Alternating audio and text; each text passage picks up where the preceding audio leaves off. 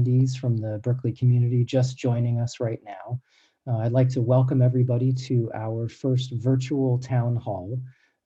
I hope as we work our way through the evening and experience any technical snags that you'll be patient with us. These are technologies that all of us are learning and getting lots of practice with. In only a few minutes, we'll begin the presentation section of this agenda. I'd first like to welcome in my co-panelists, folks from Berkeley Unified School District who will be joining us this evening. First, I'm joined by Bajay Tiara. Ms. Tiara is our Associate Superintendent of Educational Services. Ms. Tiara is new to the district, having joined us in roughly September. We're also joined by the Director of Berkeley School Excellence Program and our Director of Community Relations, Natasha Beery. We're joined by our Interim Executive Director of Special Education, Cheryl Hazel Small. She's also with us. And then our school board president, Ms. Judy Appel, is joining us and will be both offering comments and responding to questions. I'd like to walk quickly through the format for this evening's agenda, offer a few comments, and then we'll jump into a presentation. So to begin, we plan about a 10 to 15 minute slide presentation. This will bring members of the community up to speed on elements of the district's distance learning plan. We'll also then talk about the most recent moratorium on online learning and the use of video conferencing technology, and discuss with members of this meeting and the public why we took those steps this week as sort of an additional phase of contemplation. We'll go then to question and answers. We imagine that we'll engage in questions and answers in two ways. We understand that the Q&A feature is enabled this evening, and so we'll be welcoming folks to type in questions. Panelists will respond to those as we see them coming up. And then we'll also welcome folks to use the raise hand feature. This is available generally down on the right-hand side of your Zoom window. And so we'll be able to monitor folks who have raised their hands. And we'll engage in some live Q&A. We imagine that the presentation panelists' comments will last just for about 30 minutes, that we'll have 60 minutes for Q&A, and from 8 o'clock, we'll conclude this evening's virtual town hall. So with that, I'm going to switch over to a screen share, ask that you bear with me for just a moment, and we'll begin with a few comments.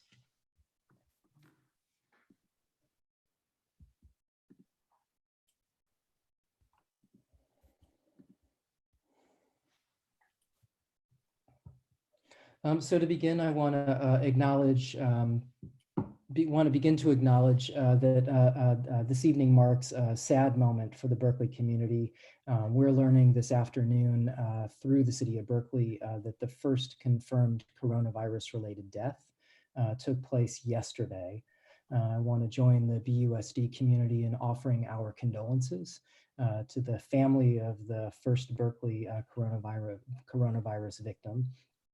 This is a sobering reminder for every member of our community that it's absolutely critical that we, all of us, follow the directives of our county health officials, shelter in place in our homes, and continue to follow the social distancing conventions that we're now all familiar with. This continues to be important through the duration of the county and city's health directive, and we certainly take that seriously, and the district will continue to do everything that we can to be a strong community partner in the effort against coronavirus. I'd like as well to offer, before I begin the presentation, a few acknowledgments and thank yous. First, want to acknowledge and thank all of our BUSD students who are enduring what is truly remarkable circumstances. Though this is a pandemic that's affecting all portions of the globe, all of us, particularly here in the district, are marking the impact on our students. For folks who have children at home, you most certainly are seeing the effects of isolation and the shelter-in-place order on your children. And please know that in the district, we take that very seriously. We're working very hard to come up with solutions to the many problems we're encountering and engage students in meaningful learning and community building exercises. I also want to acknowledge the strong and hard work of our educators and staff who have been trying to make sense of this upside down world that we're in and redesign the educational experience nearly from the ground up in the span of only 3 short weeks. To my central office colleagues, thank you very much for all the work that you're doing. I know that with me, you've been working in crisis mode now for almost 4 full weeks to try and redesign nearly every aspect of the school district. Special acknowledgement to the Board of Education and your leadership through this unprecedented time, to our partners at the Berkeley Public School Fund and all of the efforts that you've made both to raise funds, to harness the collective volunteer energy of the Berkeley community, and then just generally to send love in the directions it's most needed. Thank you so much. And to our partners at the City of Berkeley, who have been absolutely essential in our effort to get information, make sense of that information, and then make the best decisions that we can under the circumstances. It may be the case this evening, because we are on Zoom, that we may be Zoom bombed. This is a word that members of the global community have learned about just in the last week. Certainly we'll touch on the Zoom bombing incident that took place on Tuesday at Berkeley High School. We do intend to have a live Q&A feature. We will be inviting folks to raise their hands. And like many others, it is completely possible that we will be Zoom bombed in this meeting. We hope, of course, that that's not the case. We'll ask for everybody's patience and forgiveness if it is, and just sort of acknowledge the general discomfort that comes along with this new portion of our shared experience. So with that, I propose to begin a brief presentation and update to the community and members of this live town hall about the district's current distance learning plans.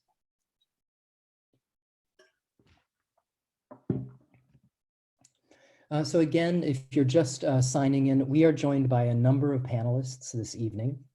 My name is Brent Stevens. I'm the superintendent of Berkeley Unified School District.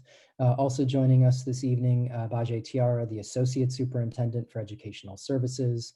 We have Ms. Cheryl Hazel Small, who is currently serving as our interim executive director for special education. Ms. Anne Marie Caligari, the supervisor of the Office of Family Engagement and Equity, is unfortunately not able to join us this evening. She's tending to a family emergency, something that took place only about an hour ago, and sends her regrets that she's not able to participate. Also joining us this evening is Natasha Beery. Natasha is the director of the Berkeley School Excellence Program and Community Relations here in the district. And then Ms. Judy Appel, the president of the Berkeley Public Schools Board of Education, is also here. So thank you to every one of the panelists for joining us. Among the topics that we'll try to cover this evening include Berkeley Unified's distance learning plan. We'll provide a very brief overview of that plan. We encourage listeners to find the full plan printed on the BUSD website. We'll talk about that overview, about grading decisions for the second semester, and about a variety of supports for students. We're also going to talk about Zoom and Google Meet, 2 technologies that have become prevalent in our lives over the last 2 weeks. And we'll discuss the current pause enacted by the district to study options related to student safety. We'll talk about evaluation and next steps. We'll move over to our Education Services Department and talk about high school graduation, the admissions process, and how we're planning to survey students, families, and staff members about the opening days of our distance learning efforts. Ms. Cheryl Hazel Small will talk about individual education plans, or IEPs, and special education, and the way we're planning to continue support for students with disabilities during the school closure period. With respect to student family support, Ms. Caligari had planned to talk about meals, technology, and well-being, and so I will fill in her stead. And then we'll as well discuss our community partnerships, including partnerships with the Schools Fund, the City of Berkeley, and the Public Health Department. And then as well plan to talk about the larger question about the duration of the school closure period. So in review, on March 26th, Berkeley Unified published its distance learning plan. I think it's fair to say that this is our first version of a distance learning plan. This is not a plan that we had previous to the school closure period, and we imagine that over time, in consultation with teachers and given lots of feedback from students and families, that we'll continue to refine and improve the distance learning plan. The plan includes a number of elements, including providing for technology access for students and families, the creation of something that we're calling distance learning activity sets by a newly formed group of teacher leaders. These are our distance learning teacher leaders. We plan as well that all teachers will be delivering weekly lessons and activities to their classes of students, and that those activities are supported by teacher office hours, what we hope will be taking place in a live online synchronous platform. Well, the plan as well talks about support for special education and English language learners. These are critical student populations in Berkeley Unified, like in all districts. And so we've got particular plans as they relate to support for those students. We have plans as well to monitor student participation, essentially our proxy for student attendance during this period. The plan describes grading, course credit, and graduation, and then finally offers a number of ways that our educators are able to access professional development that relate to a number of topics, including the effective use of platforms like Zoom and Google Meet and Google Classroom, and that also intend to provide educators with a knowledge about how to use these platforms effectively for online education. We do plan to formalize our collection of feedback from our broad community beginning next week on April 13th. This will be our second week of district-wide distance learning. We plan to survey students, parents, and staff through a Google survey instrument and ask a number of questions about everybody's initial experiences with distance learning. We hope that all members of our community will look out for this communication and that you'll support us to get better by providing us your feedback through this survey. With respect to grading and graduation, we do know now that all second semester grades in grades 6 through 12 will be issued on a pass, no pass basis.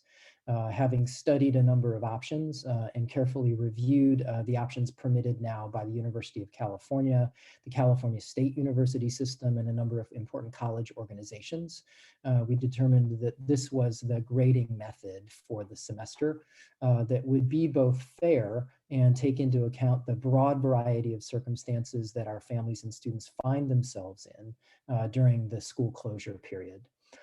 We will also commit to making sure that no student is denied the opportunity to graduate from high school on the basis of their second semester grade. So should a student who would have otherwise passed high school receive a no pass in their final year, that will receive special consideration by the district. I'd like now to turn to the topic of video conferencing, about Zoom, and to talk specifically about Zoom bombing. On Tuesday at Berkeley High School, there was a now very well covered incident of Zoom bombing that took place in one of our teachers' very first Zoom sessions with a class of students. To summarize what took place, the teacher was in the process of admitting a number of students from the waiting room feature into the Zoom meeting. The teacher had used password protection, was admitting those students into the waiting room, saw a student name that he recognized, admitted that name into the Zoom session. That name turned out to be a pseudonym, he quickly realized. What we understand to be a naked man appeared in front of students. He was apparently visible for something like 5 to 10 seconds before he was ejected from the session. Of course, the teacher was deeply rattled by this. He and many others, I imagine, felt violated, that the sort of first interaction between teachers and students in this new online environment was violated in such a way. What was concerning to us about the Zoom bombing incident is that this teacher had gone through the training that we had so far made accessible to teachers. The teacher was using a BUSD version of the Zoom account. That BUSD Zoom version automatically enabled things like password protection, like muting participants as they stepped into the session, and activated the waiting room feature. Which enables the meeting host to actively screen for requests to enter the session. Despite what we had thought were strong security protocols, we still had the Zoom bombing incident. It was the serious nature of the incident, the fact that it was sort of so violative of the norms that we establish in classrooms, and the fact that it took place despite these security protections, that we decided to implement a days-long temporary moratorium on the use of video conferencing technology to better study exactly what would need to take place in order to prevent a circumstance like this from reoccurring. What made me particularly worried as the superintendent is that without further information about how it took place and concept, it was possible that such a violation could take place not only at the high school, but potentially in a middle school or even in an elementary school. So as folks know, this was very well covered. It was picked up in the local, national, and even global press. It corresponds to what we're learning from coverage about Zoom bombing that's impacting universities, public schools, local government, businesses, and civic organizations. For us in the public school sector, it certainly represents a challenge to our obligation to provide a safe learning environment that's free from harassment and discrimination. And of course, that's not just a moral principle, it's a legal obligation as it's enshrined in federal law. We do know that Zoom, of course, has been the subject of a recent FBI advisory, and a number of very large districts, including New York City, Washington, D.C., and Las Vegas, have prohibited altogether the use of Zoom by its educators as a platform for live interaction with students. We have so far to date been working very closely with Zoom to establish an individual authentication process through an application called Clever. Clever is a third-party app that permits students essentially to sign in once and then access an entire suite of BUSD-approved applications. Up to the point of Tuesday's Zoom bombing, we had not yet had luck in using Clever to conduct individual identity authentication through Clever. Folks who are familiar with the Google suite of products will know that Google and Google Meet uses not only a meeting password system, but also uses individual user authentication as a way to ensure security.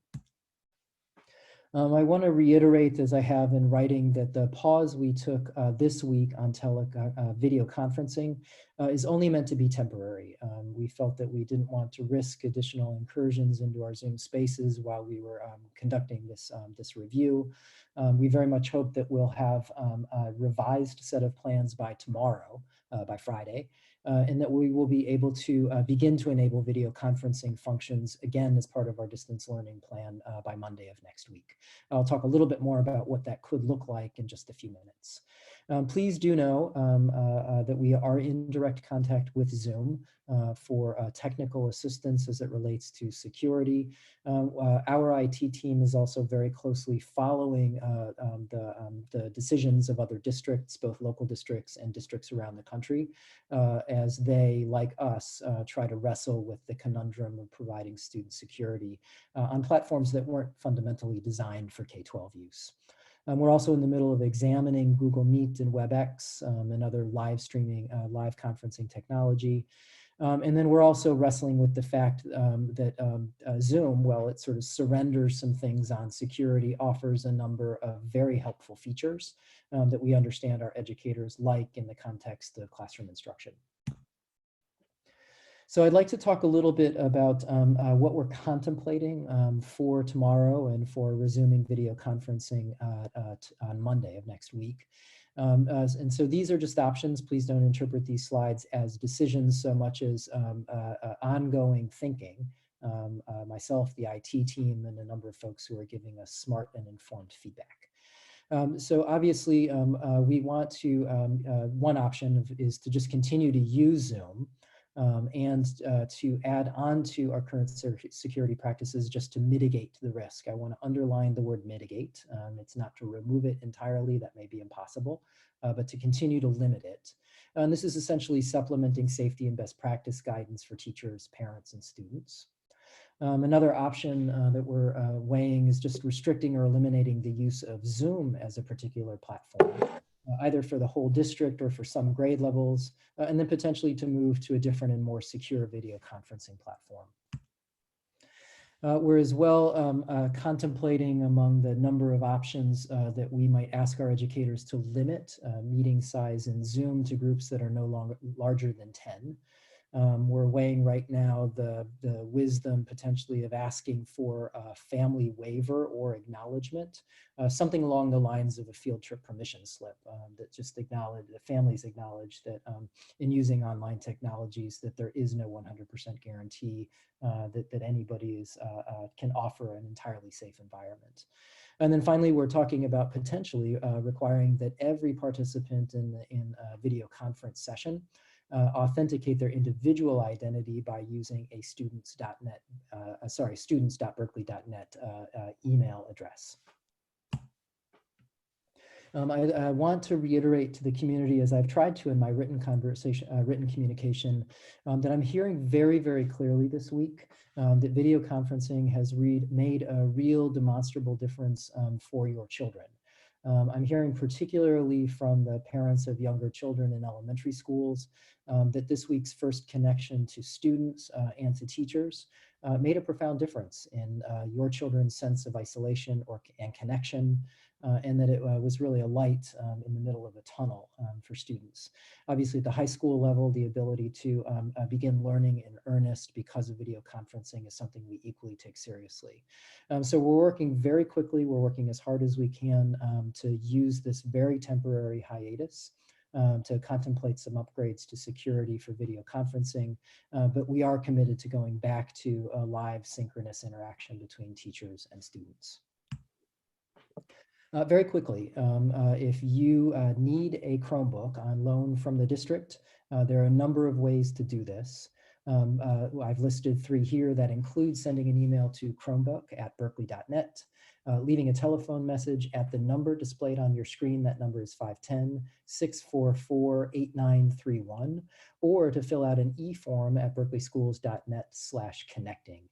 Several of these options are available to you on your cell phone if you don't yet have a Chromebook or internet-enabled device at home. We continue our Chromebook distribution. It's notable that we have now distributed over 2,000 Chromebooks to families who have expressed to us that they need them. We continue our distribution Friday, April 10th from 3:30 to 5:30 for middle and high school students, and for elementary schools on April 13th. At this point, all of our schools are active in their Chromebook distribution. At this point, I'd as well love to just again acknowledge a number of partners who have been very important to our effort. They include Berkeley Public Schools Fund, who are managing the many, many offers of volunteer hours. They've also raised a really impressive amount of money from the Berkeley community that will create emergency relief funds for families who are in need during this crisis period. Berkeley School Excellence Program, as well known as BSEP, has also pitching into this distance learning effort. That's the music program, which will begin distributing instruments next week, as well as our library program and Digitech program that have been pivotal to supporting our educators to move towards distance learning. In the Bay Area, we've been supported by Public Health and County Office of Education. We appreciate them. All of our sister districts who are providing us with their best thinking about how to navigate the current circumstances, and then finally to our partners in the city of Berkeley. That includes Public Health and Communications. To my colleagues in the Board of Education, thank you very much for your leadership and support during all of this. A number of board members are listening into this particular session, and we're grateful to have President Appel, who will join us both to offer comments and then respond to questions as they take place. So with that, I'm going to unshare my screen, and we will begin the portion of our interaction that features both live questions from audience members, and then we'll be responding to written questions as they're generated by participants in our Q&A feature.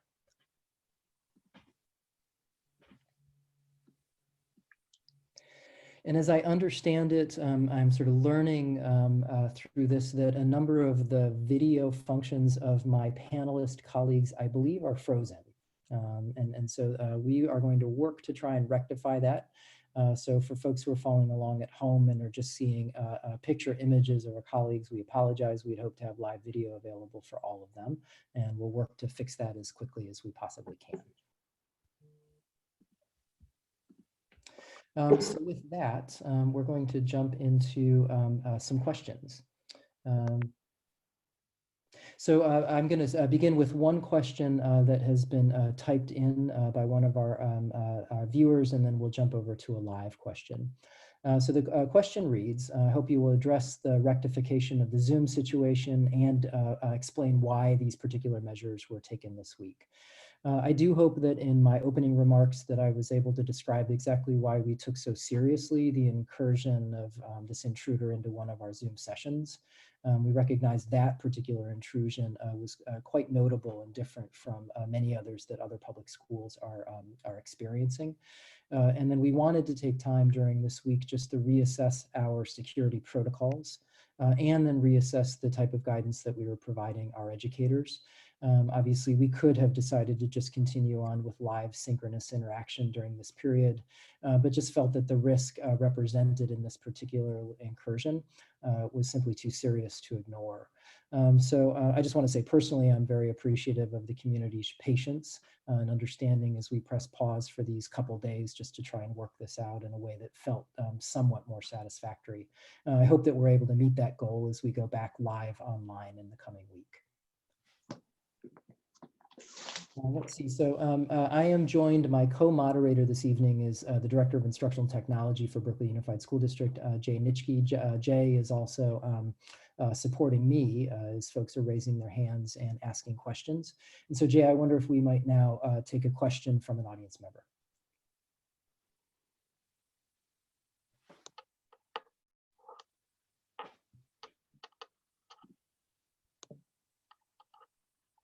Hello, can you hear me? Yeah. Yes, we can. Hi, I'm Melanie Schoenberg. I'm a parent of a Sylvia Mendez second grader. Hi, Melanie. First, I want to thank you for your leadership in closing the schools during this crisis to protect our community. I know it hasn't been hard for anyone, not for the kids, the parents, the teachers, the administrators, or the support staff. So thank you all for staying so strong. I know we all have a role to play in this crisis. For me, I've been working 10 to 15 hours per day, 7 days per week for the past month on coronavirus response within a local hospital system. And during that time, I've seen amazing innovation. For example, when we ran short on protective gear, employees right here in Berkeley started self-manufacturing thousands each day. To support social distancing, we have provided outpatient care virtually. Like our local hospitals have had to do in a short amount of time, I think that we as a community can also devise effective strategies to educate our children. And such strategies will require openness, a can-do attitude, innovation, and flexibility. The one stable part of my children's lives has been classroom Zoom meetings. Those have been our salvation. I know it's been scary, and I know that Zoom can feel like the Wild West, but if someone had indecently exposed themselves in front of our kids while at school 2 months ago, we wouldn't have shut down the school for a week. We would have upped security. I really appreciate the thorough and comprehensive work toward a long-term solution that is both effective and secure. But while we are waiting for that, let's not throw out the baby with the bathwater. Our hospitals didn't take a hiatus in providing healthcare for a week because it became more risky. We've already missed a month of education, and we can't further pause that. We have to move forward. So my ask is this: while you are doing this review, please empower our teachers and our room parents to make decisions about the education needed by the kids in their classroom. Let's afford them some flexibility and remove restrictions this week. Thank you. Great. Thanks so much, Melanie. We definitely, I know everybody in the cabinet team that I share this responsibility with hears that loud and clear. I hope in my earlier remarks that you get a sense of how quickly we're trying to restore online live interaction rather with teachers and students. I have been really impressed by the amount of creativity I'm hearing about from teachers during even these couple days without the live synchronous interaction with their students. Creative use of YouTube, lots of ongoing interaction with students. But I recognize that this is not a substitute for the live interaction, nor is any of this really a substitute for the type of interaction that takes place with students and teachers. I see that School Board President Judy Appel would love to comment on this, and so I'll welcome Judy into this discussion. Thank you, Superintendent. And I really appreciate your comment.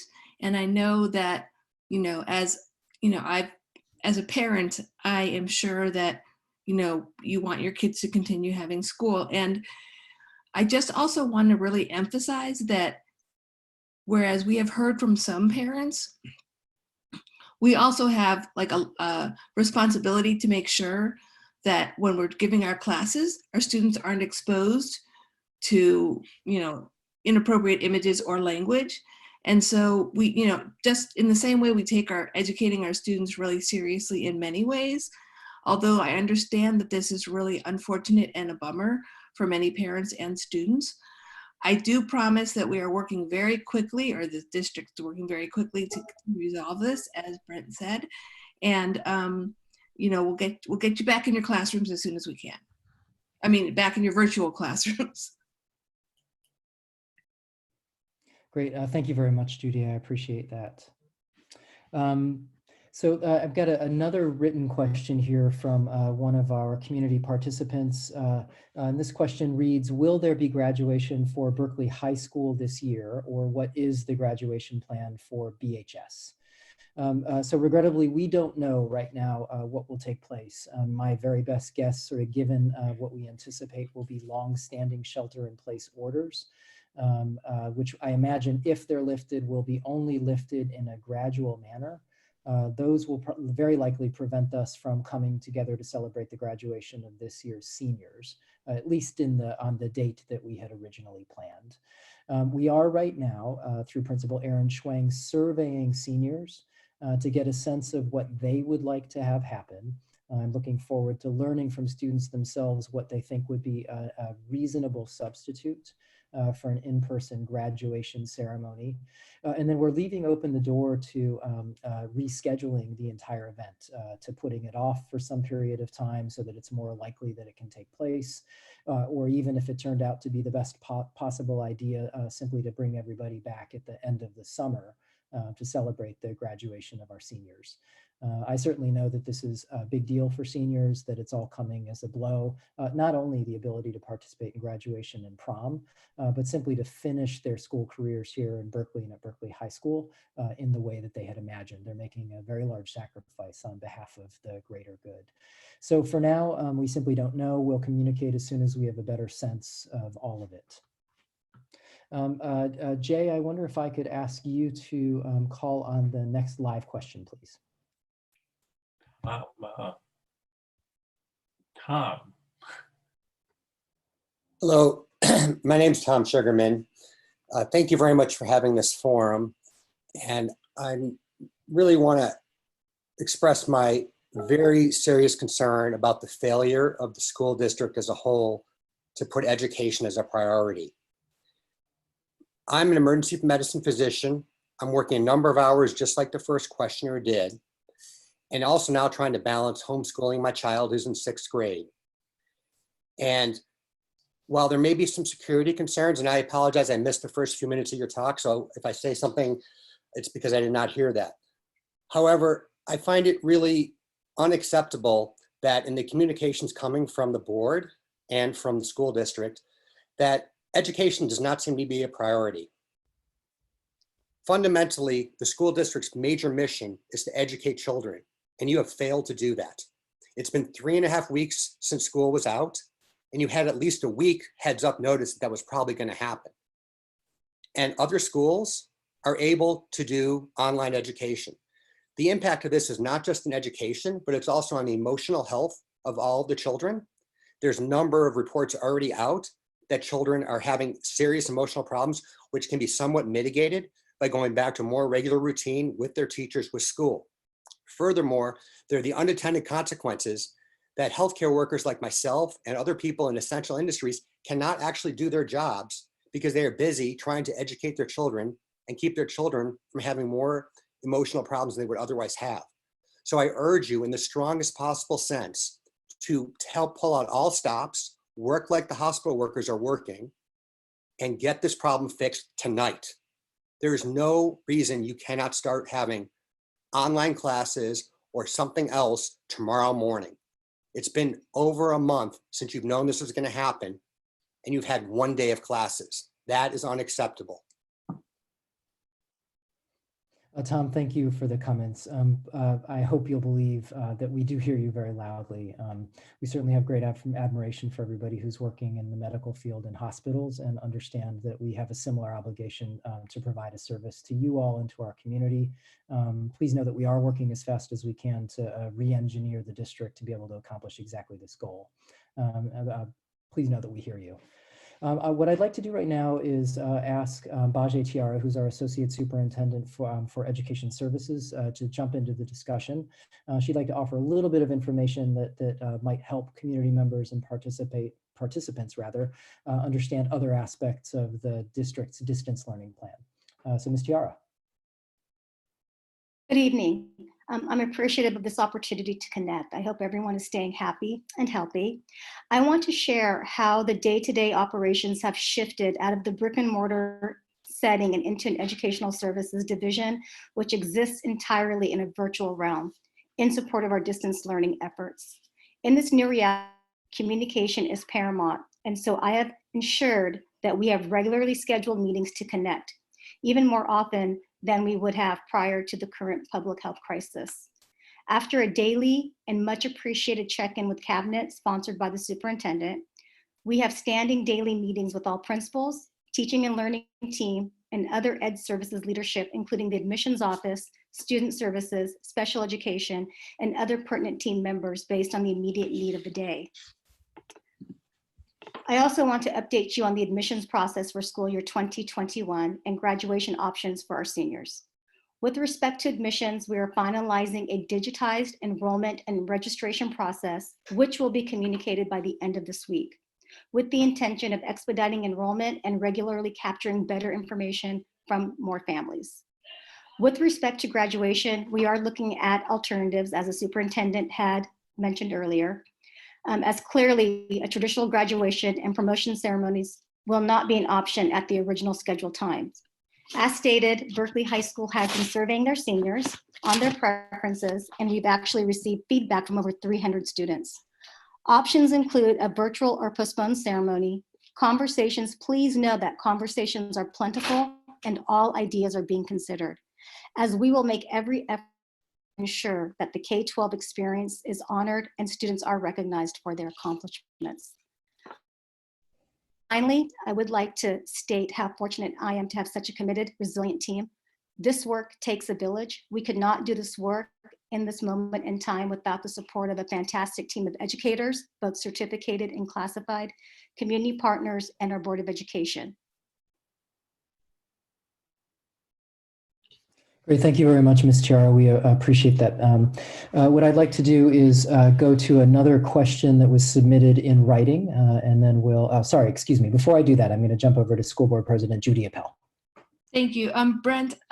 Superintendent Stevens, I just wanted to tell you guys that I'm getting some pings from participants that they're having a hard time hearing. The volume is, I guess, coming out kind of low. So if I can ask other panelists to just please speak up, that would be super helpful.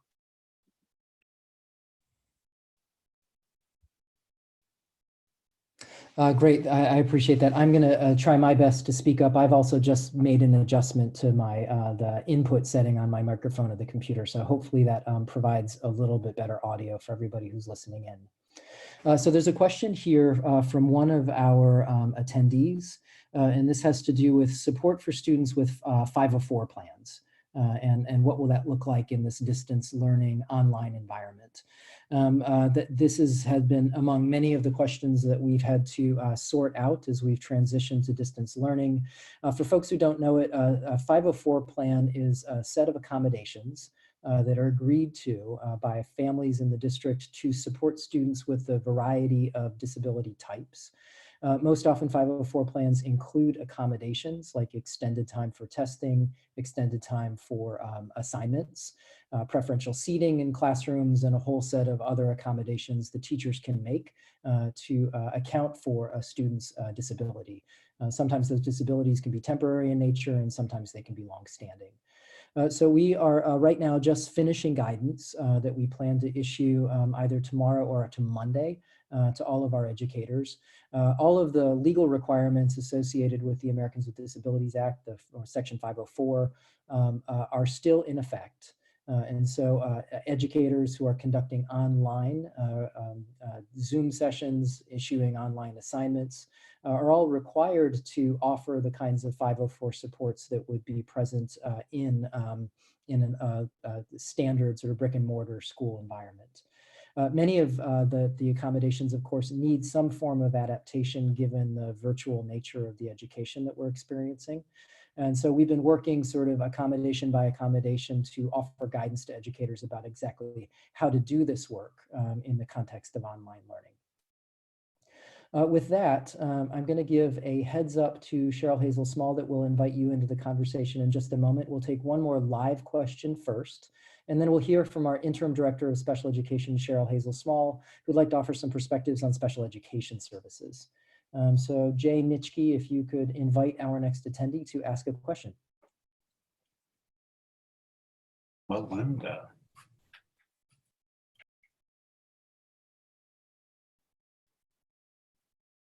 Is this question for me? Am I on now?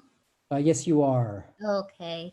Well, first off, I want to say thank you so very much for me. And you, I think you guys have done a wonderful job at responding. As an educator, special ed educator, as well as a mental health care professional, I do understand all of the legalities that are involved with the Zoom bombing issue. I do definitely agree that as a parent, as the first speaker said, I would like to make the choice, you know, so if you guys can get those waivers out, I think that would be great. But I definitely understand the legalities surrounding the Zoom bombing and being exposed. And I mean, it's just a lot that goes on with it. But I just wanted to thank you for the quick response. I think you guys are doing great with this is uncharted territory.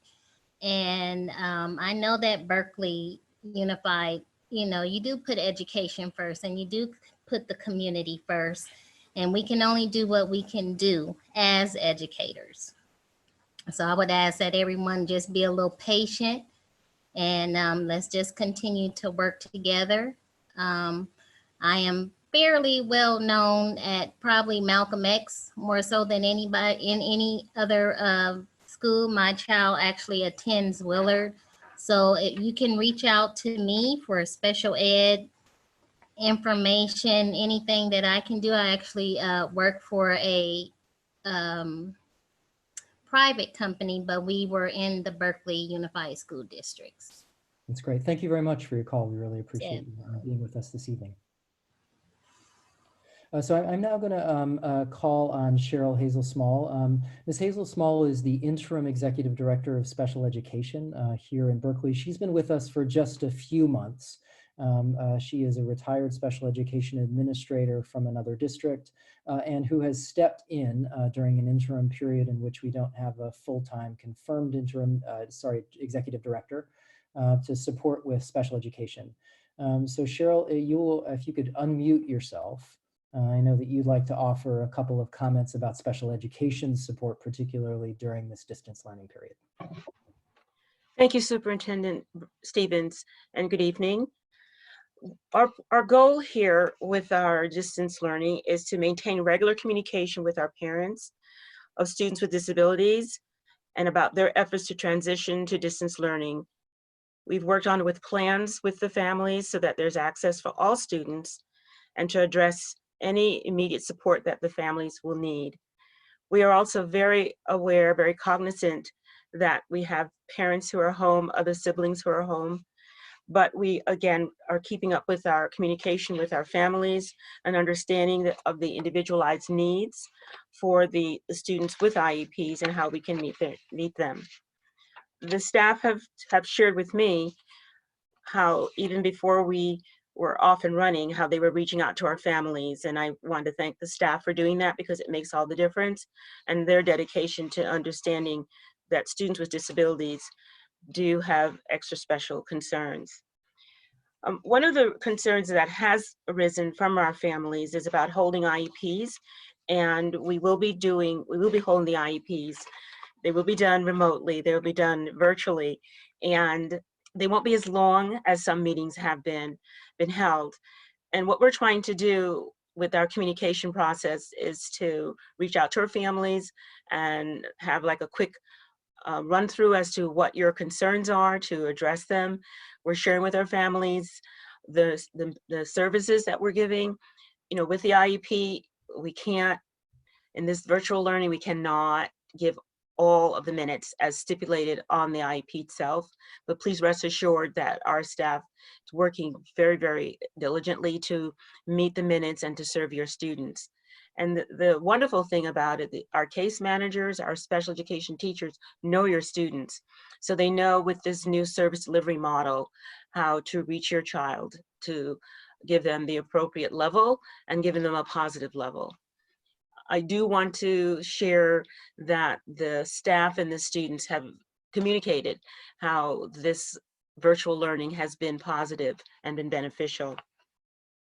So as I was saying about the IEP, about the IEPs, is that we were looking for your input, and we're looking for times that are going to work with your schedules. And again, not to be that long, but it's another way of reaching out to you to know that we are very much aware that you have a child with a disability. The other function that we've shifted over is teletherapy with our speech pathologists, our occupational therapists, and even our assistive technology specialists have also come up with teletherapy and different methodologies, again, to serve your children. And we know that we have students who have even more needs, and we've developed some plans, and we're even improving on those plans so that no child is being, quote, left behind, and that we're supporting them all. The other question has come up from our families are about the triennial evaluations, and those evaluations we are looking at much more rigorously, and to see how we can still meet that need of the family, but then how thorough can we be with that. So again, I want to thank our families, and I want to thank our teachers and staff who've supported children in this different method of a learning pattern, but it can be very successful. Great, thank you so much. Cheryl Hazel Small. Cheryl Hazel Small is the Interim Executive Director of Special Education for the district right now. I've got a couple written questions that I'd like to answer very quickly. We'll take another live question and then turn to Natasha Beery, who is the Director of BSEP and Community Relations. One participant writes that she has heard that Berkeley Unified is putting up homeless students in hotels. She asks if this is true. This is true, although it's not the district. We have formed a very close and quick partnership with the Berkeley Public Schools Foundation. They are using community donations to be able to issue hardship grants to families who find themselves in distress during this COVID-19 period.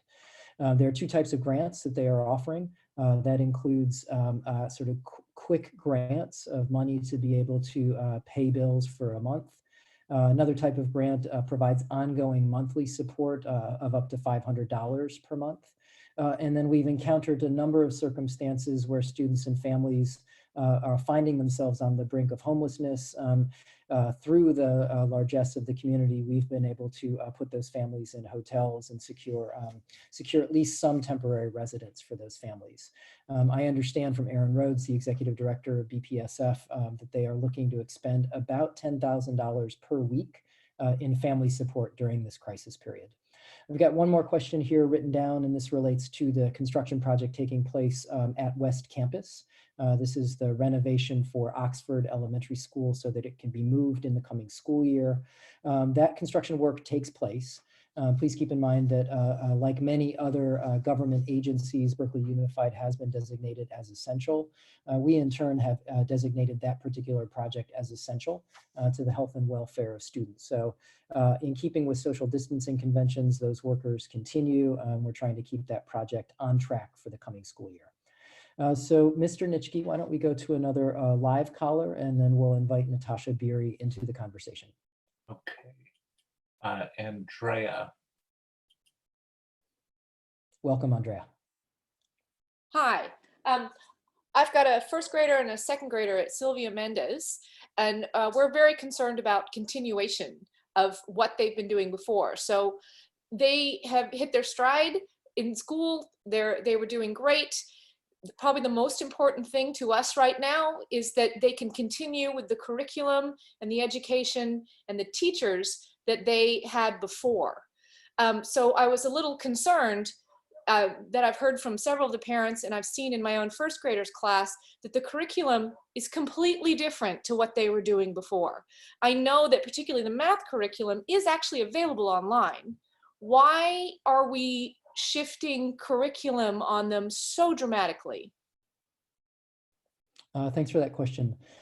So we remember our distance plan only began on Monday.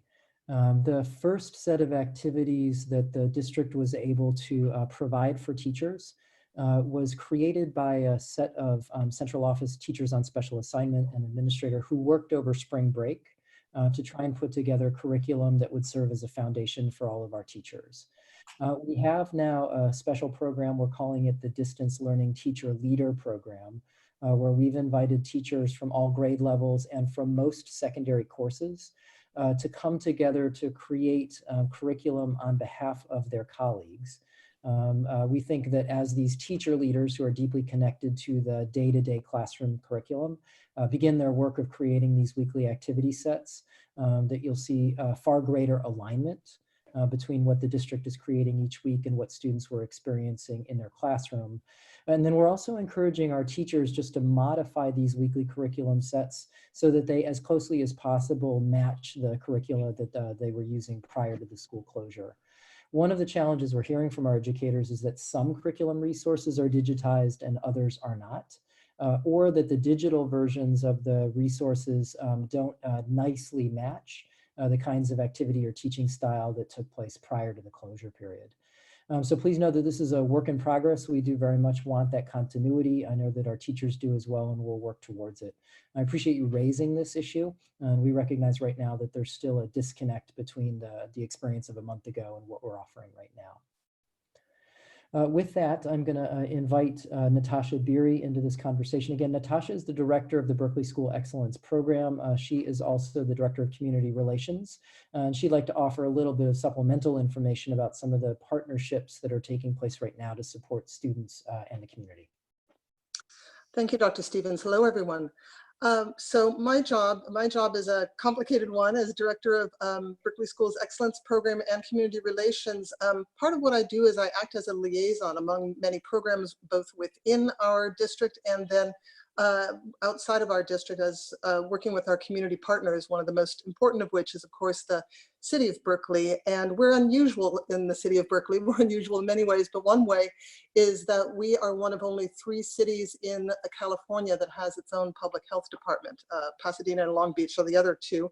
And that means we have some really close by support and a lot of assistance and communication with them. And just today, speaking with representatives from that division about the latest information, they asked me if I would pass along to the listeners, first of all, thanks for everything that everyone is doing to flatten the curve, that term that we've all become very familiar with, that all of the sacrifices people are making by staying home really are making a difference. And as we're gaining more time and learning more about the spread of the disease and how it can travel through the air, not just by sneezing and coughing, but maybe just by talking to another person, which is why Dr. Hernandez, who is our public health officer, has recommended that people wear face masks when they go out on necessary outings, such as to the grocery store.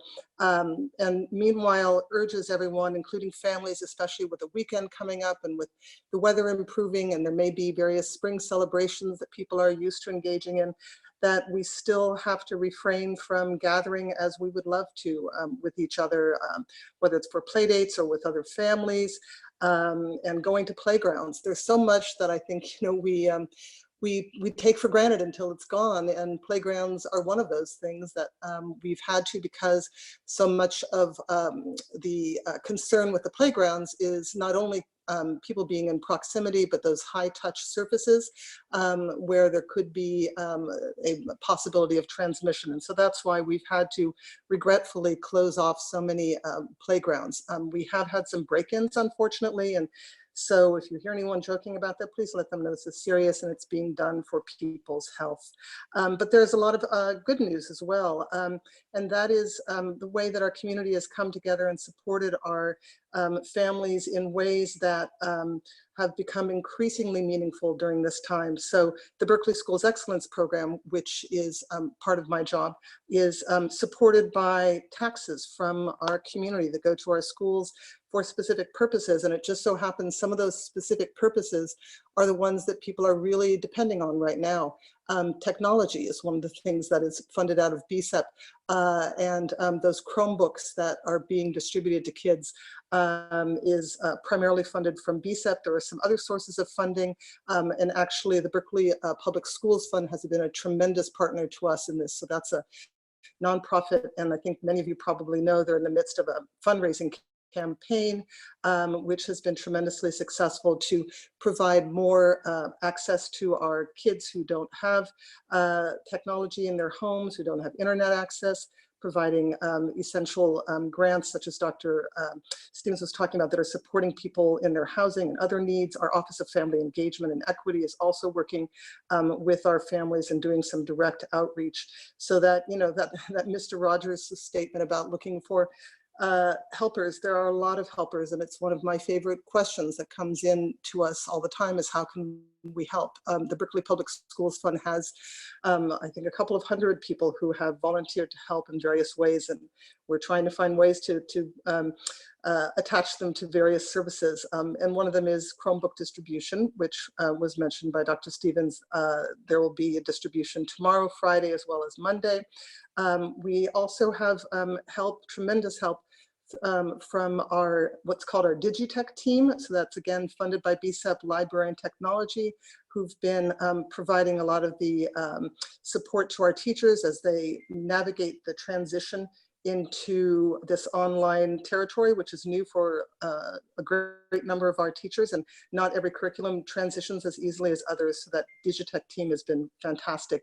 Also, the music program, again, funded by BSEP. I'm starting to sound like a commercial, but the music program, the visual and performing arts program, has figured out a way to distribute instruments back to kids, and that's going to start happening on Monday.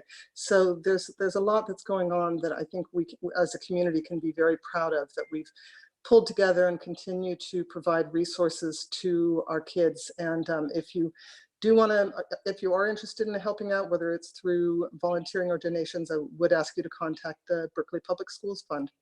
And thank you very much. Thank you very much. That was Natasha Beery. Natasha is the Director of BSEP and Community Relations.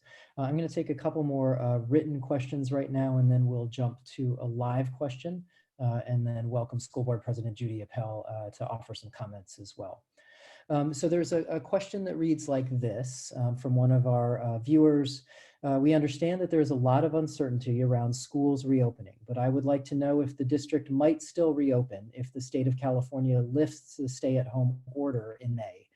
This is an important matter for working parents, and I understand that it's difficult to give a 100% answer, but is this a consideration? So I'll answer that it is, yes, a consideration. In the event that the public health orders permit us to reopen schools, then we will reopen schools. I will tell you personally that it's absolutely my aspiration to get kids back into the buildings by the end of the year. I understand that there are many indicators right now that that's simply not going to be possible. The remarks of Governor Gavin Newsom, State Superintendent Tony Thurmond, our own public health officer's press statement on Monday of this week, essentially extending the school closure period until mid-June. All of those things really, I think, give us pretty strong indication that this won't be possible. But in the very slim chance that it is, I would certainly love to see some version of school return before the end of the school year. I've got one more written question, and then we'll jump to our next live question. This is a question about a family that has been accepted to their middle school for 6th grade, but is confused about the registration process. Typically, the registration process requires families to go to the new school that they've been assigned to, report to the secretary and offer a variety of forms. That's essentially the process to confirm that you plan to go to that school. We have redesigned that process. We're just finishing that up. We anticipate that either tomorrow or Monday, we'll be sending an email to the entire set of families that are transitioning from one school to another in the 2021 school year. And the registration process will now be digital. We've created essentially a digital form that you can submit and send in by email to the school secretary, which will then confirm your intention to attend that school and reserve your place. With that, I'm going to go to our next live question. Jay, if you wouldn't mind welcoming our next participant in. Brooke. Yeah, thank you. I am Brooke, and I'm a parent of a 3rd grader at Jefferson. And I know the same comments are being said, but I also think it's super important for all of you on the board and listening to hear the actual emotion behind the comments of the students. You know, I hear you saying that you're taking it seriously, you know, that safety is a value, but community is also a value. You know, the social engagement that my son has with not only his teacher, but also with the fellow students is, you know, frankly, to me, more important than being flashed on a screen. And I understand, you know, every parent is going to come down with different feelings about what a Zoom bomb might entail, but I want to agree with everybody who has spoken prior till now. I mean, I'm really emotional about this because, like so many, I'm also trying to work. It is impossible. I'm a single parent.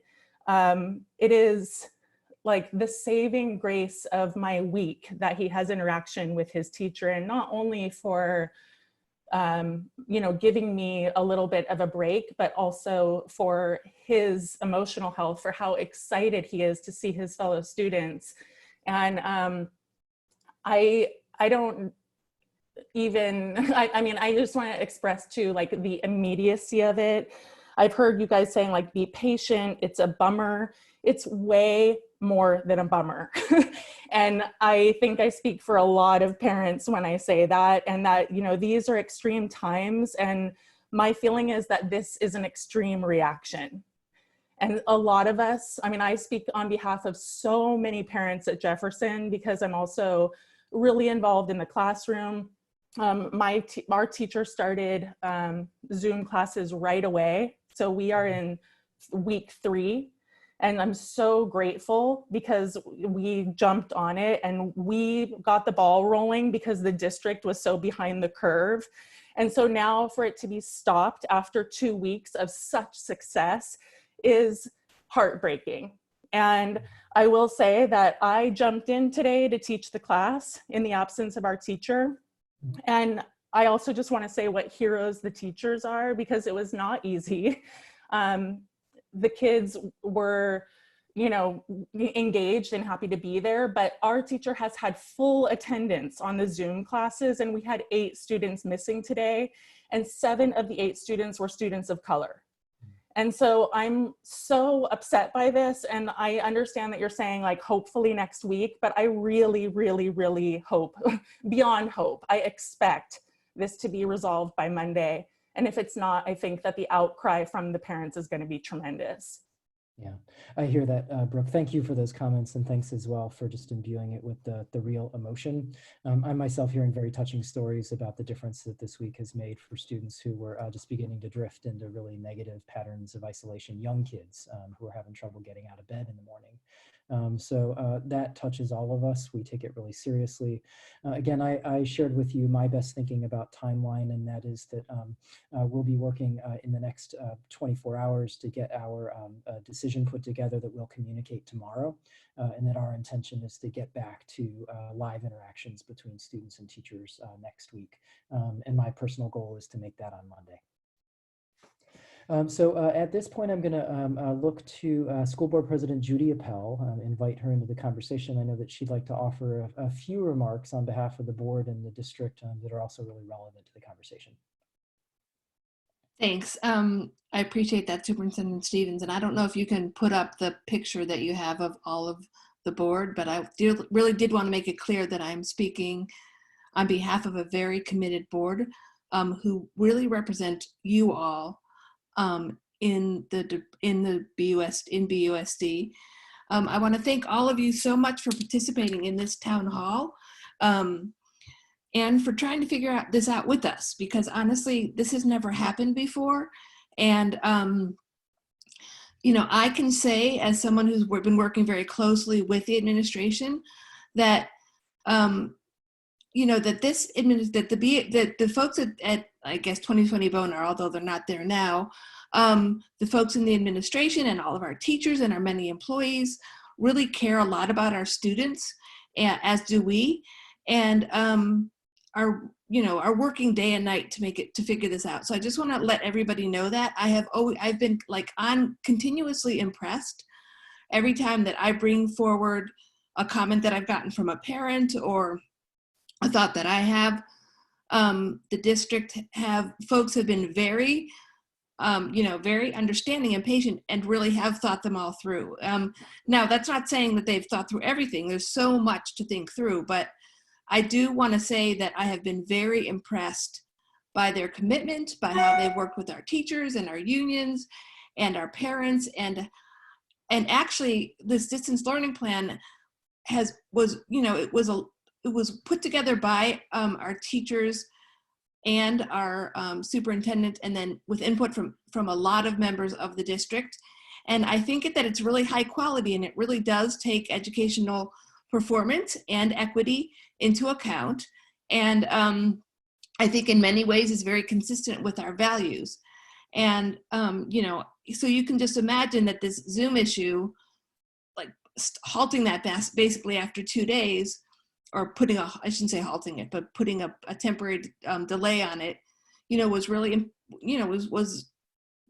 had a strong impact on them as well. Obviously not, our kids are the most important, our students are the most important players in all of this, but I guess as your representative, I just want you to know that I have been watching very carefully, and, we do have a new administration. And so, it's been important for me to see how they all handle this big crisis. And so, I have been keeping, I really feel like I have been holding them accountable. And I just have to tell you that I have been repeatedly impressed by how thoughtful, how caring, and how hardworking they are.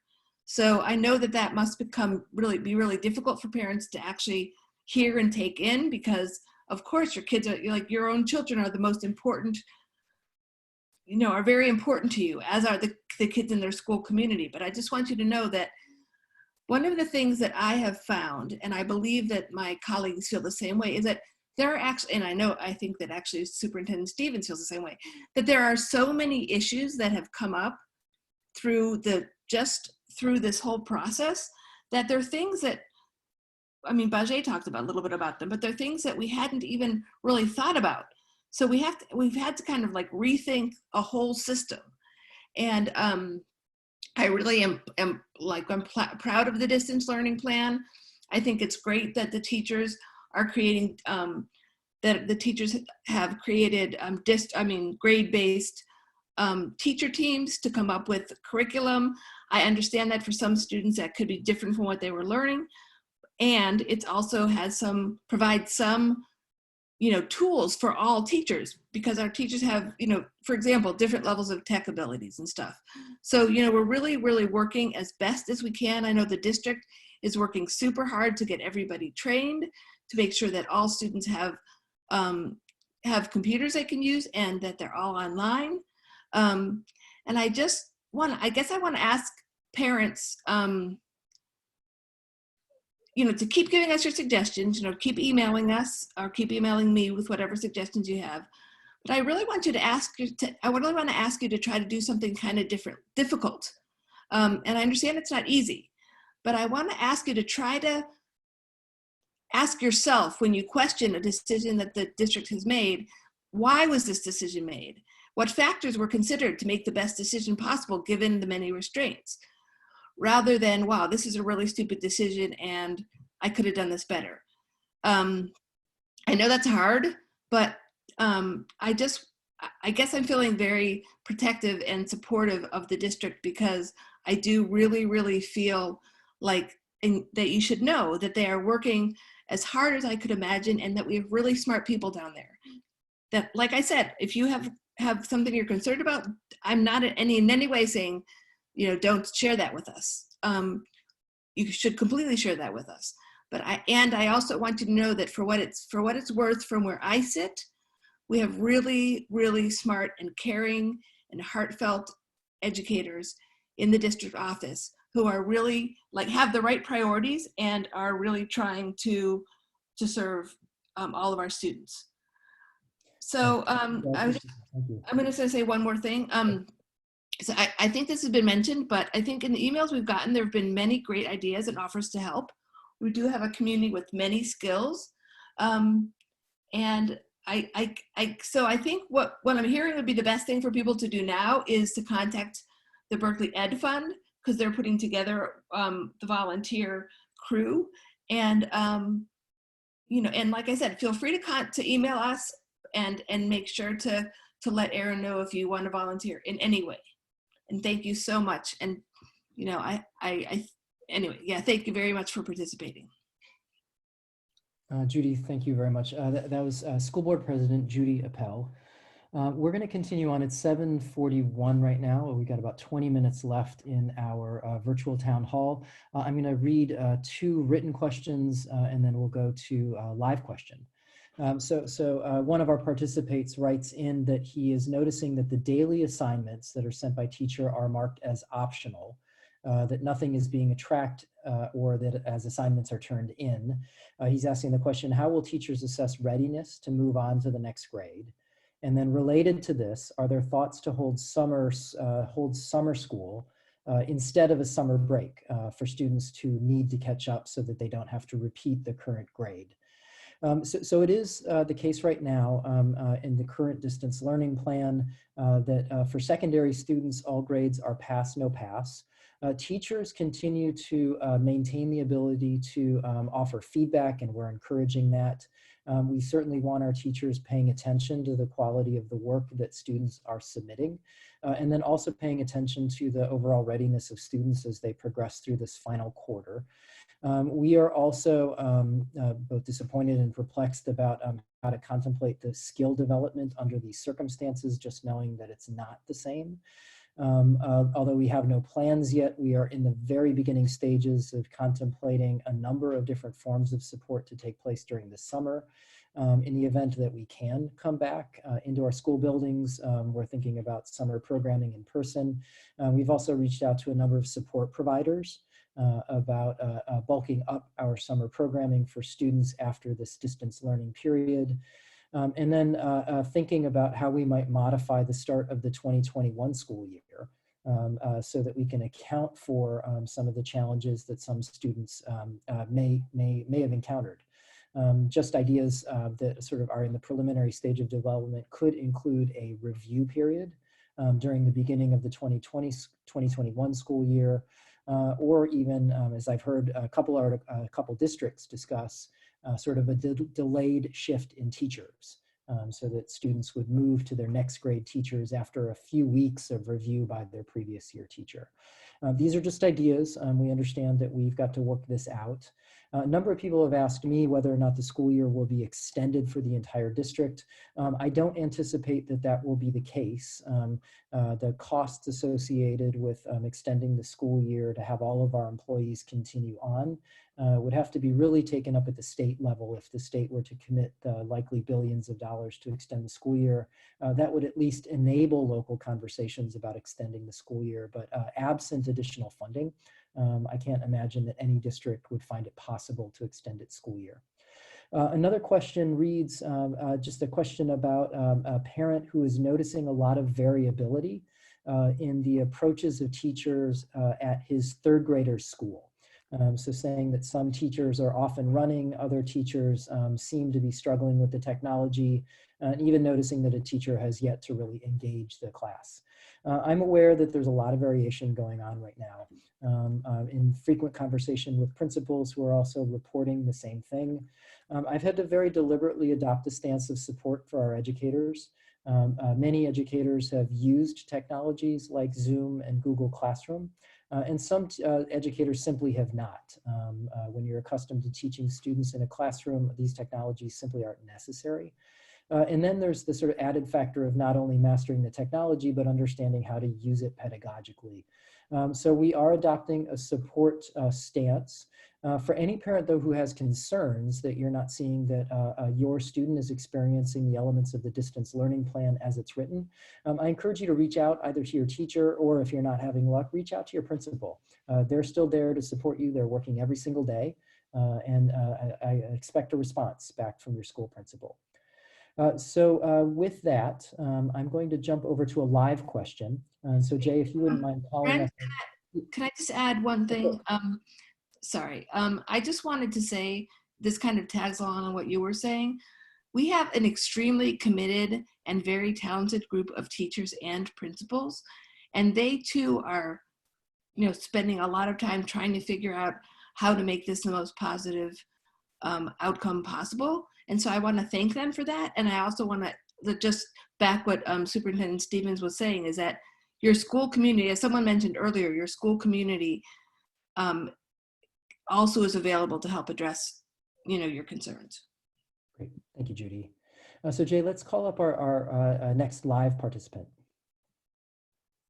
That's Susie. Hi, Susie. Oh, yes, hello. I'm concerned that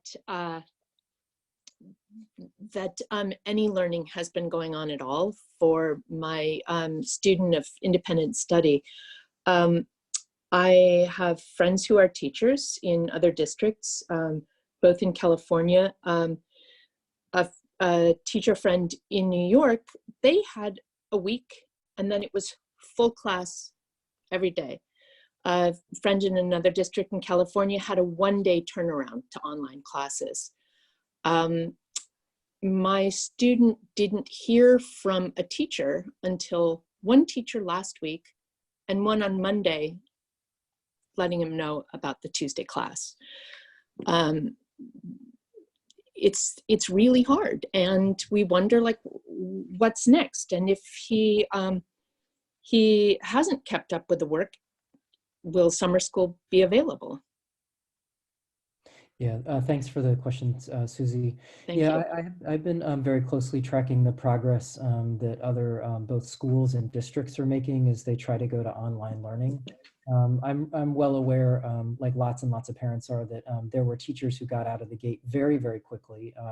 There were schools that also got out of the gate. There's lots of well-publicized examples of independent schools in the Bay Area that were able to make the conversion relatively quickly. And then there were some districts as well who were able to move more quickly than Berkeley, candidly. I know that there are other districts that are only beginning their distance learning plan this coming Monday. That includes sister districts like San Francisco and Hayward.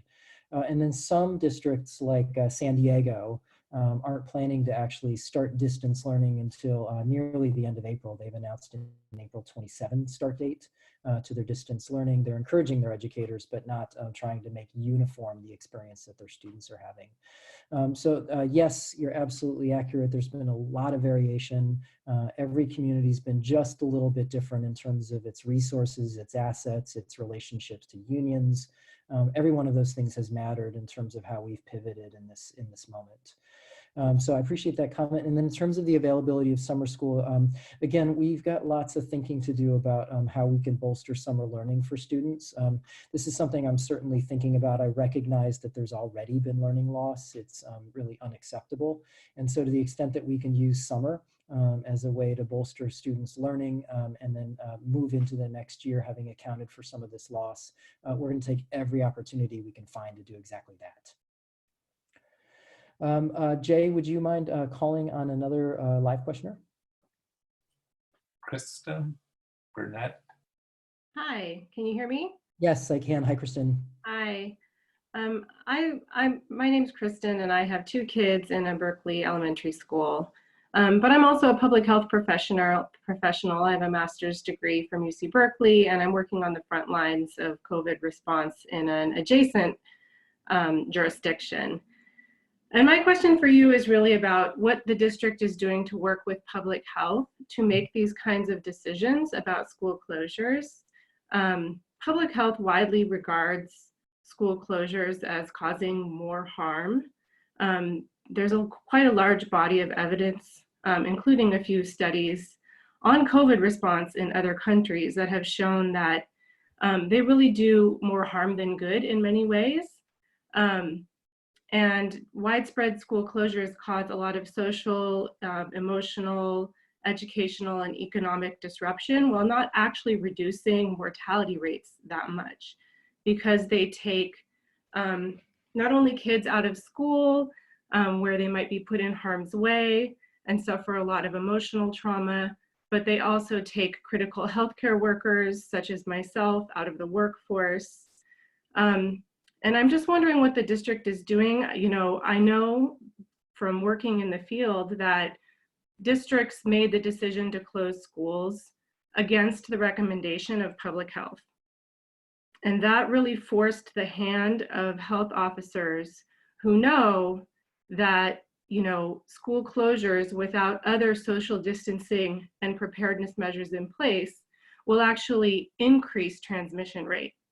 So what I'm wondering is, what is the district going to do to work with public health in the future? Sort of too late now in many ways, but there's quite a bit of evidence that if you do a hybrid approach where you leave school open for those who need it and don't have other options so that they can return to work, and you implement other social distancing measures and prevention measures in conjunction with selective school closures, as well as, you know, designating a critical workforce as disaster service workers to come into schools, cohorting classrooms, separating recesses, changing the way we do school so that those who don't have other options can send kids to school. That will actually lower the impact of not only disease transmission, but the emotional impact, the economic impact, et cetera. So what I'd like to know is what the district plans to do to work with our emergency planners and public health in the future to minimize this impact in the future. I appreciate the question, Kristen. It's been true through the duration of the COVID outbreak that we've had close contact both with the City of Berkeley Public Health Department, but also the County Public Health Department. You're exactly right. There was a Friday, it was March 13th, when Berkeley made its decision to close schools. Most districts in the state by the following Monday had actually closed as well.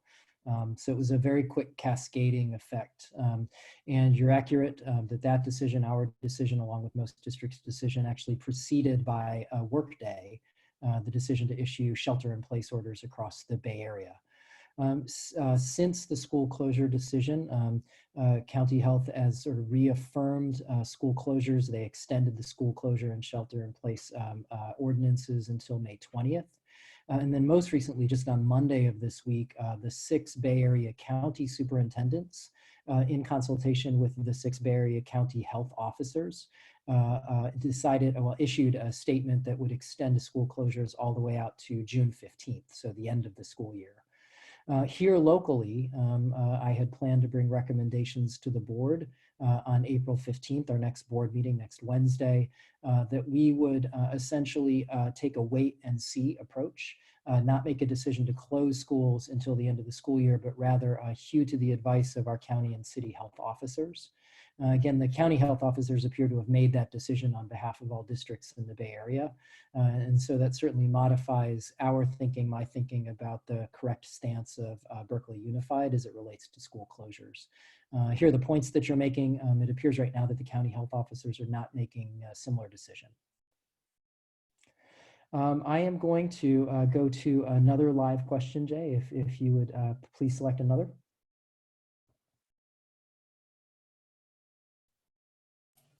Fanny. Oh, hello. My name is Fanny Garaguni, and I'm a parent in BUSD. I have a 3rd grader at Oxford Elementary. And you mentioned during your slide that video conferencing has made a difference to students. Unfortunately, in our case, for the last 4 weeks, our teacher did not make any effort to connect with the class virtually. And so my son and his classmates have not seen or talked to their teacher. I mean, you're a teacher yourself. You understand the emotional aspect of this. And I'm really perplexed by the absence of the teacher. And it's not just the homeroom teacher, right? What happened to the science teacher? Where is the art teacher? Where's the music teacher? Where's the PE teacher? So none of them reached out to have an emotional check-in with the students. It could be done in groups of 3. It could be done by phone. It could be done by pigeons. And so this is a big failure on the teacher's part. There is no social solidarity. Parents are losing their jobs. They're trying to work from home and figure out things like the teachers themselves. And they try to put their best foot forward. What would a school psychologist say about that? My son has been asking what happened to his teacher, other than some random emails that we get, some updates similar to yours in some way. And your messages are great, but they don't mean anything to an 8-year or 10-year-old child. And you can understand my frustration. Yes, I can. So at this point, I'm wondering, what does success look like to you when it comes to teacher-student interaction? What kind of role will teachers play going forward? Are the teachers on administrative leave and they had completely disappeared from the students' lives? And what does this, my experience so far has been really homeschooling and Khan Academy and myself doing the best I can with my child. So I'm considering pulling out my child and going homeschool all the way. And I would I would like to hear your perspective on that. Sure. Where does the BUSD come in? Where is the partnership between the district, the principal, the teacher, and the families? This has been a failure. Thank you for offering the perspective, Fanny. I appreciate it. Yeah, to answer your question very directly about how we're defining success right now, you know, it is the distance learning plan that we publish to the community that defines the element of what we hope to see and make true for every single student in our district. And when we say every single one, we really do mean it. The distance learning plan, as I've described to staff in my own written communication, is really meant to be the floor, not the ceiling. It's meant to define the baseline level of support and experience that every single student should be receiving in Berkeley. I will be the first to acknowledge that we are not there. I understand very well that it doesn't take place in every single classroom right now. Again, I'm adopting a support perspective. I understand that teachers are also going through a lot and have a lot to learn. But ultimately, it is the expectation of the district that every single student will be supported through this period. Even if that support can't possibly replicate the full set of benefits that come when you're attending school. I would encourage you strongly, if you're feeling like things are not working for your child, again, please reach out to your principal. Your principal is there to support you to engage in problem solving in the same way that he or she does that during the school year. Please don't be shy as well about reaching out to your teacher. And asking your teacher exactly what they're thinking by way of standing up the elements of the distance learning plan. All of those are very fair and reasonable questions. What I'd like to do is offer one more perspective just on the timeline. You know, it was, I mentioned in my earlier remarks that it was March 13th when we made our decision to close Berkeley schools. It was a day after San Francisco. It was a day before most other districts in the state of California. By Tuesday of that following week, the entire district was shut down. Or sorry, the entire state was shut down. It was Tuesday of that next week that Gavin Newsom made his statement, which I think really caught a lot of people off guard, and I think conveyed to superintendents and teachers that the likely duration of the school closure period would be the remainder of the year. It was the case, and I accept responsibility for this, that prior to my understanding of its duration, I did ask teachers to sort of sit still for a moment to try and make sense of what was happening. In those early days, we went through 6-county shelter in place. We had Gavin Newsom's statement. A little later that week, the California Department of Education issued its very first guidance to districts about how to approach the school shutdown. And it was within 5 days of that guidance that we were able to come to a published distance learning plan. And during that period, the only aspirations of the district were that teachers would give it a try to be in touch with their classes. But there were, during that opening week, no expectations of teachers. And so certainly I accept full responsibility for the fact that we had to pivot from our early understanding of a temporary school closure to what might be permanent, and then move into our planning stage, and then finally, only before spring break, publish our plan. For teachers, spring break was a long anticipated break, and I understand that many worked to be able to prepare themselves for the Monday, April 6th, while some perhaps did not, as was their right. So I wanted just to offer that perspective on the timeline to say that there have been many sort of twists, even during the 3-week period leading up to the launch of our district learning plan. And that from my perspective, it was certainly not a straight path that we traveled to get even to that first Monday. I don't anticipate that we've got a straight path ahead of us. I do look forward in the coming days, well, tomorrow, to share more with the Berkeley community about steps we'll take to redeploy online learning. That means getting Zoom or some other substitute back up and working. And then we'll continue our very regular messaging to the Berkeley community about the progress we're making, our setbacks. We'll commit to being honest with you. We're going to commit to keeping our shoulders down, our arms down. We will not react defensively, and encourage all Berkeley community members, be in touch with your teachers, be in touch with your principals, continue to give us feedback. Look out for the survey that we'll be sending out just next week as we try to improve what we've got going on so far. And we'll stay in partnership together as we try to figure out in these unprecedented circumstances how to support our young people through this really very difficult and traumatic time of school closure and shelter in place. So we've arrived at 8 o'clock. I want to offer a few words of thanks before we close the meeting. So first to Judy Appel, our school board president, very much appreciate that you were with us. And Judy is representing other board colleagues who are also listening in to the full set of questions and answers this evening. I want to thank my colleagues, Natasha Beery, Cheryl Hazel Small, Bajay Tiara, who are all with us, and Ann Caligari, who could not be here tonight because of a family emergency. Thank you. Jay Nitschke, thanks for your help on the back end with all of the technical features of our town hall tonight. And then at our high point tonight, we had more than 500 community members who had logged on to listen to this live town hall. So I want to thank every one of you for joining us, for asking the questions, and for continuing both to ask the tough and pointed questions of us and to support us as we try to figure this out. So with that, I'm going to bid everybody a good night. Please look out for ongoing communication from us as we continue to communicate with all parents. So good night to everybody, and thank you again for your participation in this town hall.